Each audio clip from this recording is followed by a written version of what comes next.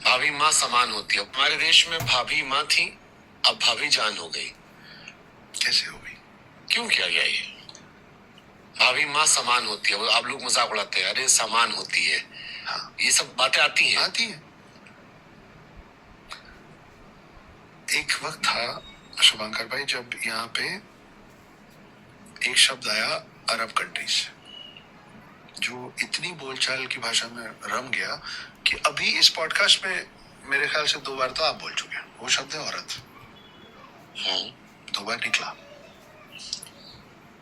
आपके हाथ में फोन है, आप चाहे तो अभी, नहीं तो बाद में गूगल कर लीजिएगा। जैसे एक अंग्रेजी का शब्द है बार्क। बार्क का मतलब भौंकना भी होता है। अभी रिसेंटली मुझे किसी ने गुस्से में बोल दिया था कि I can only speak when you will stop barking. बड़ा हर्ट हो गया था। तो एक होता है भौंकने वाला बार्क, दूसरा होता है पेड़ का मेन तना, उसको भी बार्क कहते हैं, है ना। एक शब्द है दफे, दफा। वो दफा 2-3 तरीके से होता है। एक, कितने दफे दिल ने कहा, दिल की सुनी कितने दफे। एक दफा ताजराते हिंद। और एक होता है दफा हो जाए यहाँ से। उस एक दफा का 3 मतलब होता है। औरत शब्द का कोई दूसरा मतलब नहीं होता है सिवाय एक लौते मतलब का, और वह वजाइना। महिला का गुप्तांग को औरत कहते हैं, और हम लोग इस शब्द को यूज करते हैं। हमको मालूम ही नहीं है। मैं सर्च करता हूँ। प्लीज कीजिए। बाप रे, तो बड़ी खतरनाक चीज आप बता रहे हो जी। तो आप जितने भी दर्शक आप लोग सुन रहे हैं, खास करके महिलाएं, अगर आपके आसपास कोई पुरुष ये शब्द का इस्तेमाल करे तो उनको रोकिए। उनको बोलिए कि हम ये नहीं सुनना चाहते। बट इसमें डिक्शनरी में तो नारी स्त्री वो कह रहे हैं। नहीं, आप उसका लिटरल मीनिंग देखिए। नग्नता प्रॉपर आपको मिलेगा। जन्नांग दोष और नग्नता। देख लीजिए।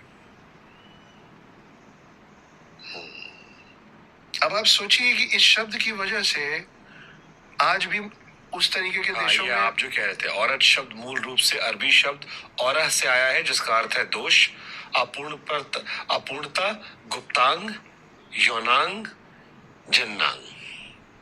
इसमें से एक भी शब्द अच्छा तो नहीं है ना। फिर तो जब अरब कंट्री से आपके मेरे पास ये शब्द आ रहा था, और आप देखिए कि आज भी महिलाओं का उन देशों में क्या हालत है। उनको सिर्फ एक ही काम नहीं, वो सिर्फ प्रोडक्ट, इनकी सोच के हिसाब से उनका काम सिर्फ बच्चे जन्ना है और कोई काम नहीं उनका। उनको पढ़ने की आजादी नहीं है, उनको घूमने की आजादी नहीं, उनको वो अपना बुर्का नहीं हटा सकती। वो अकेले, कई देशों में बिना पुरुष के महिला अकेले बाहर नहीं जा सकती, गाड़ी नहीं चला सकती, पता नहीं क्या क्या। ये आप जिस शब्द का इस्तेमाल करेंगे ना, आपका नजरिया चीजों को लेके वैसा हो जाएगा। You can't help it. तो जब अरब कंट्री से औरत शब्द आ रहा था, उसी समय फ्रांस से आपके पास आया मैडम। मैडम का मतलब होता है, वहां पे इज्जत देने के लिए महिलाओं को बोला जाता है मेडमोजेल। ये शब्द है। मैडम उन महिलाओं के लिए बोला जाता था जो अपने देह का व्यापार करती थी अपना घर चलाने के लिए। प्रोस्टिट्यूट्स, वो थी मैडम। आज की डेट में हमारे स्कूलों में बोला जाता है good morning madam, good afternoon madam, good evening madam, good night madam. हर कोई एक दूसरे को मैडम बोल रहा है। अधिकारियों को मैडम सर, हाँ मैडम बोल रहे हैं ना। जब फ्रांस से ये मैडम शब्द आया, हमने अपना लिया। जब अरब से औरत शब्द आया, हमने अपना लिया।